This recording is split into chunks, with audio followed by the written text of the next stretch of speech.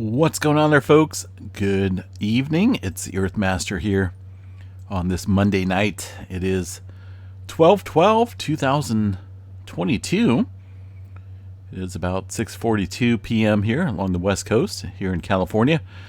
Latest earthquake showing up on the Earthquake 3D globe. Looks like a 3.4. Over here outside of the region of, let's see exactly where we're at, Central Turkey area. The latest earthquake there on the globe. All right, let's see what else we got. Looks like about 5 kilometers deep, or 5 kilometers deep for that 3.4 around Central Turkey. Other activity kind of ramping up around the map here. We're going to start off in Puerto Rico, where we're seeing some activity ramping up right around the Puerto Rico Trench, just south of there, north of the British Virgin Islands area. We've been watching and monitoring a swarm of activity over the last 7 days or so in this area. It's been pretty active within this region of the Puerto Rico Trench, and more so, I would say, than in the past few months. So things definitely kind of ramping up here in this area. Over the last 24 hours, earthquake activity ranging roughly in the upper 3 range, right here around the Puerto Rico Trench zone. Now, I did pull up some activity, historical activity around the Puerto Rico region. And if you notice here, just north of the British Virgin Islands area, specifically in this zone, we have seen some historical data as far as earthquake activity goes here in this area. The last one was back in 2008, I should say, with a 6.1. But this area does see quite a few 6s on occasion. Although there has been some larger earthquakes out here in this area. In fact, to the southeast here along the subduction zone of the Puerto Rico Trench, an 8.5 coming in back in 1843, 40 kilometers deep. But this zone can definitely see some larger quakes for sure. It's been, like I said, since 2000, what was it, 2000, one of these quakes here, 2008. So a little bit of time definitely has passed for this area. Some further activity here in the lower 6 range, roughly around this region. But although, you know what, they can get some 7s here right around the Virgin Islands as well. 1867 seen that 7.3. So things are quiet, for now. But they're not always going to remain that way. And sometimes we can look at these little swarms here and kind of possibly pinpoint some possible earthquake activity here in the near future for that zone. Continue to monitor that activity. All right, eastern portion here of the states. Not a whole lot going on across the eastern seaboard regions. Up here in Kansas, a beautiful area. I keep saying that because I love Kansas. Me and Missy Mimes agree that this is going to be our home territory here pretty soon. Danville looks like a 2.4 and a 2.5 in the Kansas area earlier today, this afternoon time period. A couple earthquakes out there. In that beautiful state. Some movement around Oklahoma and also western Texas, although activity down here kind of dying off a little bit as far as any sufficient multitude of quakes. Up here in Yellowstone National Park, USGS has been actually issuing pretty much every earthquake that has happened today, surprisingly, but that's cool. Definitely give those folks a round of applause there. Earthquake activity confined to the northwest corner here of the Yellowstone National Park, right around the Maple Creek area. And as you can see listed up here on the map, there's a good handful, about 10 or 11 or so earthquakes, maybe a little bit more if you want to count these smaller ones. But I've noticed the USGS really doesn't go and count those super duper small ones. But there is some earthquake activity there nonetheless that's not being accounted for. But hey, not going to hold that against them. They're doing actually a pretty awesome job there of reporting the activity. Again, that's confined mostly to the northwest corner of the park, outside of the Yellowstone caldera, specifically within the caldera region. Here in the black outline, not seeing any type of earthquake activity listed here for now. A little bit of movement here around the eastern section of the park. Looks like this may be around the Parker Peak area, maybe possibly even further away. That's going to be the signature right here. Doesn't look like a localized earthquake to this area, but it is kind of showing up here across the area Let's see, when did that kick up? That was around, let's see, just before the 2030 UTC time. So a lot of times I'd like to look out here on the map and see kind of what maybe kicked off out here around the 2030 UTC time. That was of a large magnitude. Possibly 2030? No, I don't think it was that one, so not going to go into this a lot. But either way, some activity up there in Yellowstone currently taking place in that region. Also some activity around the Mount St. Helens area as well. A couple small microquakes up there at the summit, right smack dab there in the crater of the summit. Let's see, further south, some movement into the Clearlake volcanic field. We've seen a pretty good swarm of earthquake activity a couple hours ago. The majority of this earthquake activity came in all at once. I'm not even joking. So we've seen 33 earthquakes here within, I would say roughly within a couple hours time frame. And that's a lot of earthquake activity there to take place in a short amount of time. Now, this is outside of the typical region that we see down here around the Cobb Mountain area. This area, if you watch my videos, you'll know what's down here. It's the Calpine hydrothermal operations. And there is a bunch of operations out here. They have this process here, and this shows you how humans are. I get it. We're trying to be green, trying to do stuff smart, right? But they take raw sewage from the Bay Area, the folks in the Bay Area, and they ship it up here to the Cobb Mountain region, where they inject it down below to create energy, steam, like dry steam somehow. I'm not for sure the exact process. It's a little disgusting if you ask me. But they utilize that generated power to power homes within the vicinity there of the Bay Area. So I don't know. We're kind of poking holes at the monster down here, kind of messing with the bowl, poking holes in a volcanic field. Apparently they know what they're doing, hopefully. But if you make all these weak areas out here in the ground, somehow there's got to be a process there. It's got to be safe, right? And then again, maybe not. Either way, this activity is a ways away from the main area that we watch, that main swarming area. And I'm not really seeing any new hydrothermal plants out here. Now, these roads aren't leading to nowhere, so it's possible that there's some type of operation going on out here in this field that I don't really know about. These earthquakes are happening roughly around about a kilometer or so below the surface. They're all pretty consistent as far as the depth goes.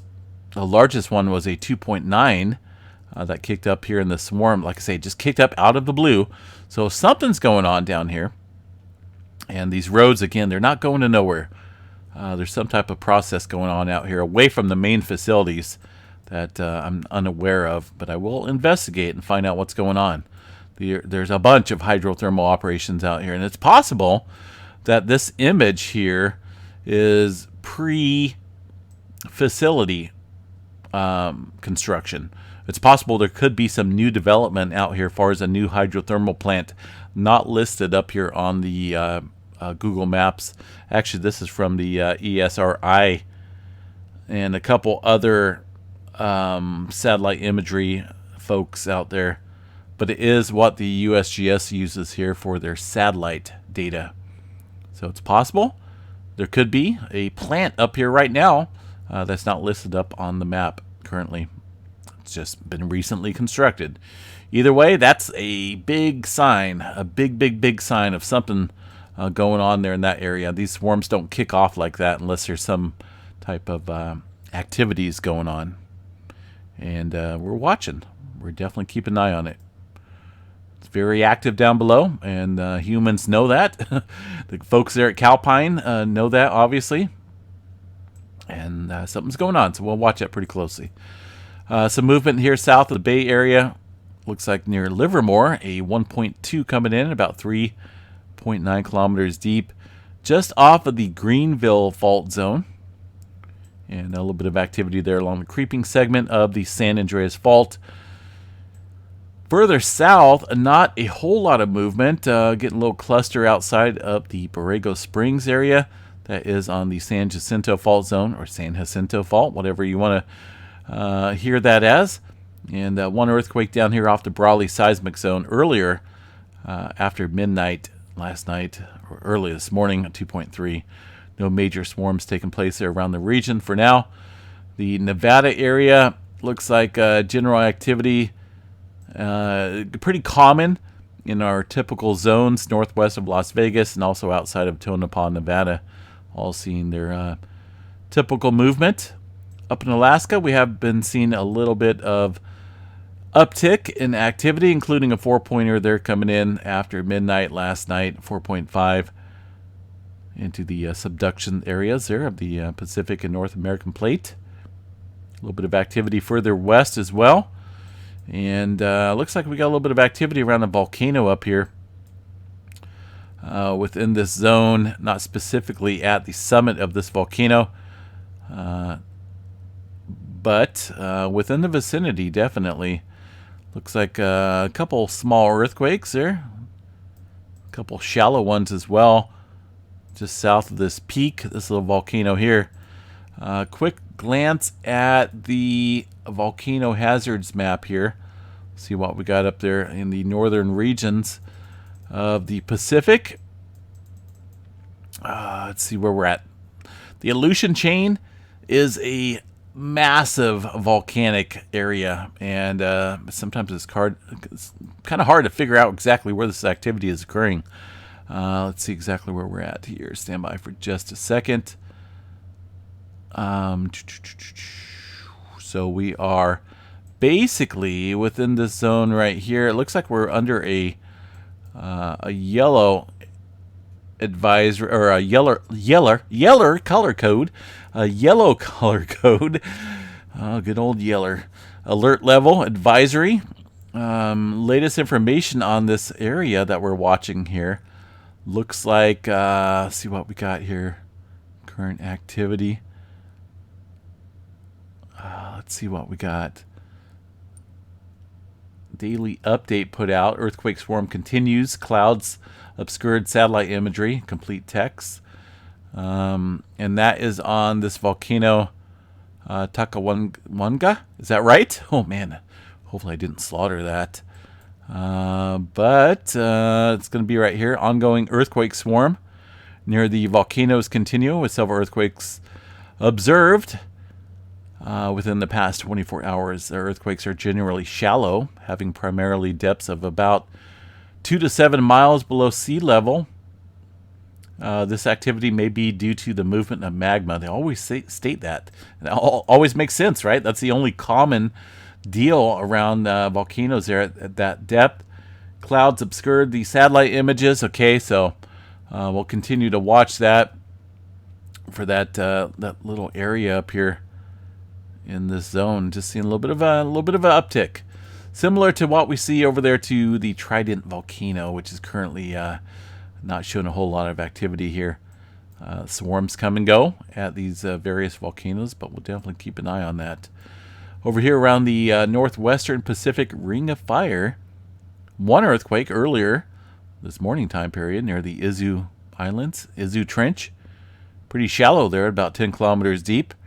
Prior to that, a few hours prior, I would say, we've seen a deeper movement earthquake, and it looks like that triggered a little bit stress upstream along the subduction area itself to cause that 4.9. Very good example of deeper earthquakes causing that increasing stress buildup upstream. Nothing going on along this area along the west coast for the Cascadia, by the way. But let's go ahead and check out the tremor. I want to check that out here real quick, see what we have. 33 epicenters, a good number there. Into the Seattle area, underneath the Seattle area, I should say. Not a big uptick, but definitely a little bit of activity there. All right, looking further west in the Indonesia area, seen some activity earlier this afternoon. We did see a 5.3 into the area of the Banda Sea north there, about 61 kilometers deep. pager set at yellow, so quite a few folks did experience some shaking. This other earthquake activity around the Indonesia area, some pretty deep movement. Got to remember, when we see this deeper earthquake activity in any area, it's obviously adding stress in certain zones. But this is a maze of plate stress and plate dynamics here throughout this area. You can see the warping of the land, the general stress within the regions. There's a lot that goes on here in this area. This is one of the most dynamic areas on Earth that is just being stretched and pulled and subducted and raised. It's a very dynamic area. So either way, deeper earthquake movement triggering some surface activity within the region. Papua New Guinea area, that near the Bismarck Sea, it looks like some activity earlier this morning before noontime, a couple fours in that area. Further down south, southeast around the Fiji area, we've been watching a pretty good swarm of deeper movement quakes here in the area of the Tonga Trench. The last one was about 8 o'clock in the morning. Let me give a quick glance here at the earthquake 3D globe and see what we got. That looks like that's about it. We're not seeing any type of activity throughout the EMSC model here that would show some smaller movements, so, or at least smaller earthquakes. Things kind of very quiet in that zone. But got to remember, these deep earthquake movements do stress the subduction zones upstream. So got to watch this area, Tonga Trench south into New Zealand. A couple smaller quakes up here on the western side of the Philippine Plate. A couple threes kicking off there off the coast of Taiwan. Nothing going on the Antarctica area, at least we're being told that. Not a whole lot being reported. Further to the west, we got one earthquake here in the last hour. Coming in, within the last hour, a 4.0. Eastern Afghanistan. This area has seen a little bit of swarming kicking up here. In the area of the mountainous range here, pretty deep earthquake activity over the last week in that general area. Mongolia, one earthquake here. In China coming in, also up north around the Mongolia-Russian border, a 4.7 coming in earlier this morning time period.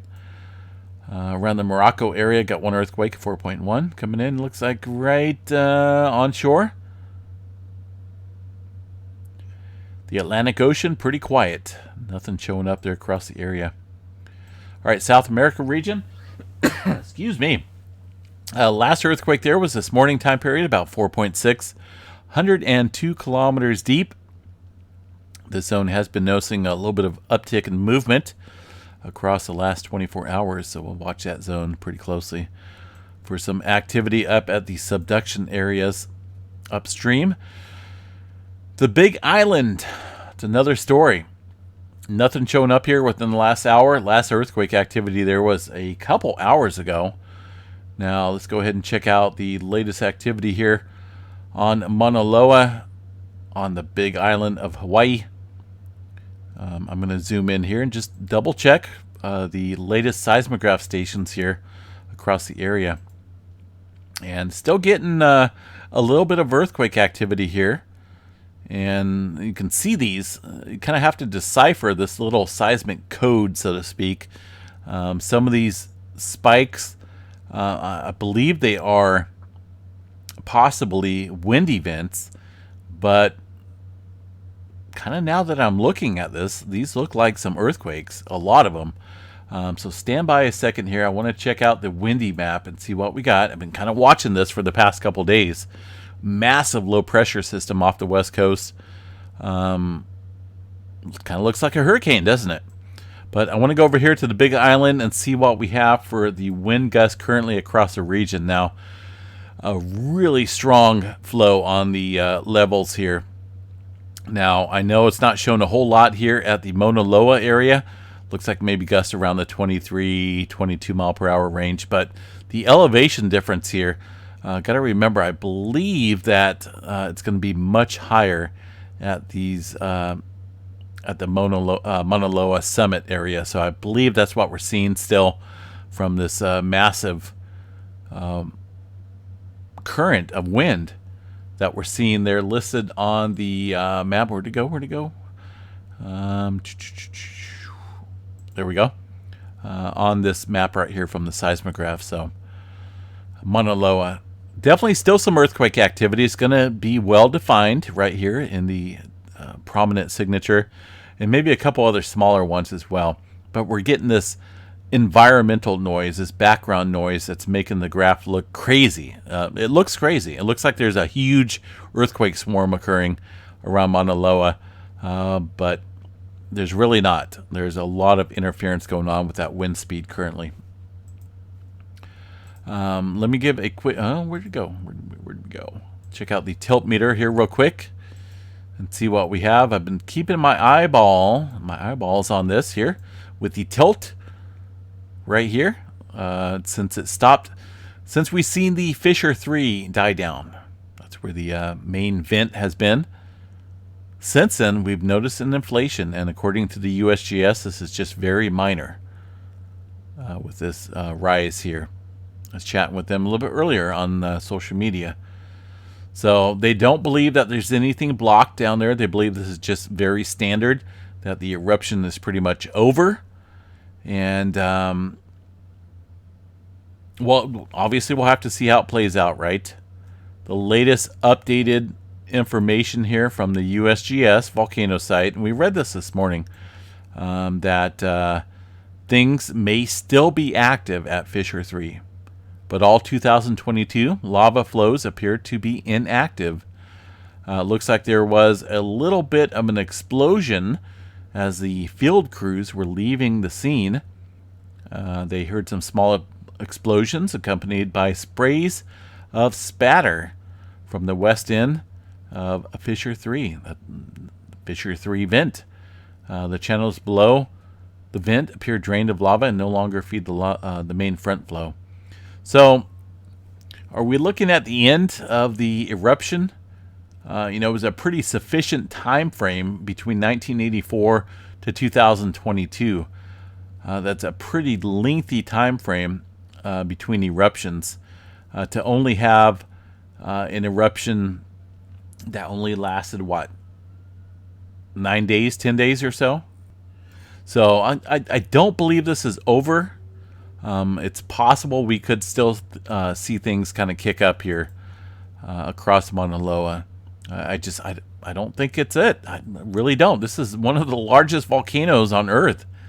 One of those most largest active volcanoes on Earth here, and it's been quiet for an extended amount of time, and to only spew out a few days worth of lava, I don't know. Doesn't make sense there. So, kind of keeping an eye on it, folks. It's very questionable. You can put a big old question mark right over Hawaii right now, because that's it's in a lot of people's minds there that what's going on? Is this it? All right, let's see, what else do we have here? Let me go back to the tremor map here tonight. Again, 33 epicenters of tremor. The volcanic seismicity around Mount St. Helens. I want to check that out because we did have a couple small microquakes here around the northeastern section here of Mount St. Helens. Very small quakes. But I do like to check out the live data. And you guys know me. Is this today's? Hold on a second here. Yes, it is. Not a whole lot going on, but I do want to check out the previous UTC date, which would basically be today's time frame. And there's our earthquakes right here. Obviously, folks, you guys see that? It's kind of what I like to pinpoint. This is what I like to see on a day where the seismograph station does not have interference. These are the earthquakes that we've seen listed up there on the map. There's about 2 of them, maybe 3 or 4. They didn't account for any of the smaller ones, but the ones that they were showing are listed up here. Number 1, which is it shows a 0, and then a 0.4 it looks like. So very small earthquakes popping up there around the Mount St. Helens region. All right, GeoNet servers. Looks like last reported earthquake was at 3.4 around Taupo Volcano. Latest information here on the all magnitudes. Looks like a little bit of earthquake activity here across the region. And this is very kind of similar to any major plate boundary zone. There's always earthquake activity here and there. So not a big deal. It's when we're looking at these major swarms around supervolcanoes or a major plate boundary that we need to pay attention to. But these periodic earthquakes here and there, very typical in any major plate boundary. You look at the seismic drums here around Taupo volcano, shows nada, zip zero here over the last 24 hours. Things looking very calm. No major swarms going on here across the supervolcano of New Zealand, North Island, New Zealand at all. Very quiet. So what do we got here? That's this area around, well, that's kind of the same deal. I'd say it looks clear, folks. Not a whole lot going on there. All right, let's check out the solar ham site. Still seeing some activity elevate into the C flare threshold. Looks like a long duration C flare here somewhere. Not exactly for sure where it's happening at, but could be from any of these numerous sunspots. And there's a lot of them across the disk of the sun, the Earth side facing portion of the sun. If you got a solar telescope, this is exactly what you're going to see through it. But that's it. Make sure you have a definite design telescope for looking at the sun. Got to have those filters on. And there's a bunch. Holy smokes, is there a bunch of sunspots. But the potential here, let me zoom in here and see what we got for potential. Kind of like to investigate this live. This one's growing pretty rapidly. This thing has changed very drastically here since this morning's update. So watch this region here pretty closely. Let's see here. These departing sunspots, not so much. This area down here has a little bit of growth. And this one as well. But I think we need to watch this regional sunspot up here potentially for some further activity. That is going to be named, well, it hasn't been named yet. So it's a nameless sunspot. And that kind of just verifies what I just said. This thing came up out of the blue. But it's looking pretty dynamic very quickly. And good thing I have a photographic memory. I'm one of those people that can remember my telephone number from when I was like a teenager in my parents' house. So yeah, this looks a lot different than this morning's update. That's for sure. So pay attention to those couple sunspots. It will be newly named sunspot 3167 and 3168. Also a couple, it looks like another new sunspot over here departing the Earth viewing side, Earth facing side, I should say. But either way, things are active. Man, are they active? But it doesn't mean anything unless you have a complex dynamic type of setup with the magnetic structure that a lot of those don't. But watch that newly named sunspot. There's a coronal hole feature down here on the southern hemisphere of the sun. I don't think that's going to have any effect on Earth, but we will watch it in the coming days, see if this kind of migrates up towards the center section here of the sun, and that will possibly provide some solar wind stream in our direction in the coming days. Right now, things are green across the board. Not so much in the Aurora department. There is a chance always, it seems like, up there around the Canada region, possibly Iceland, Greenland, and of course for the folks down there, Antarctica. Man, Antarctica. Anyone down there in Antarctica? Those folks might have a viewing possibility as well for the auroras. All right, what else we got? Weather activity. Should we check out weather activity here? This is a GFS model here. The latest run, and I'm going to set this into motion for the folks here in the center portion of the country. That includes areas around my favorite state there of Kansas, eastern Kansas area, and portions headed east, things are going to get interesting there, with the possibility of some severe weather down in the portions of the southeastern country. Massive low pressure system running into some warm air that kind of kicked up. You guys can kind of see that warmer lines there indicating some warm, moist air, along with a massive low pressure system and a lot of cold air running up against that warm air. What do you get? You get convection and thunderstorms. And that's looking like it will be the main story throughout the week. Here along the west coast, man, we got some rain, but I don't want to jinx it. We need so much more. And over the next couple days, if you look here, this goes out to about the 19th time frame, 20th. And that's in about 8 or 9 days or so. Nothing for us. But hopefully, there's a little bit of hope. That's not a big storm whatsoever, but possibly around the 21st and into the 22nd time frame, we may see a little bit more rain. But man, is it missing us? At least it's missing my area. Right about here in the X view, or at least in the middle of the X here in the Sacramento Valley is where I live, just outside of Chico. And it's not good, so I hope this changes. It's like everything goes way up above us. Oregon and Washington always getting the rain and the snow. But La Nina, it's a La Nina pattern. And that is very typical during that type of setup. It's a triple dip La Nina, third time. And or at least a third type of setup. And we haven't really seen too many of those in the recent past. So, all right, guys, I am going to jump off here. Have a good night. We do have the drawing coming up here in 3 days. On the 15th time frame, we will be doing the member-only drawing giveaway. If you want to win some prizes, then you guys got to hook up. Be a member of this channel. Not a subscriber. I mean, obviously, subscribers count here, but a member. We give away prizes every single month to our members out here because it's our way of saying thank you for supporting the channel. Members are obviously, they get some perks there, including some extra videos.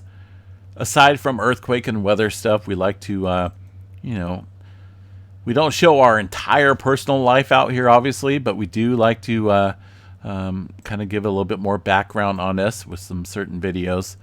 And also some emojis and icons and stuff like that. It's just a little way of saying thank you to our extended viewers out there, or committed viewers. So make sure you guys are set up to be entered into our drawing. We're going to be giving away some prizes again on the 15th. Got 3 days. That's this Thursday, right? Is it Thursday or is it? Let's see here. Hold on a second. Yeah, the 15th, Thursday. All right, guys. Have a good night. We will chat you guys sometime tomorrow. And I think I can finally relax here a little bit with my schooling. I had a massive symposium thing I had to do on Mars. And I got that done. I haven't been graded yet, so I'm kind of waiting on that. See what my teacher grades me on as far as that Mars symposium. And finals test, some big tests due on Friday, but I can kind of relax from there. So have a good night, folks. We'll catch you guys a little bit later on. Peace out, everyone.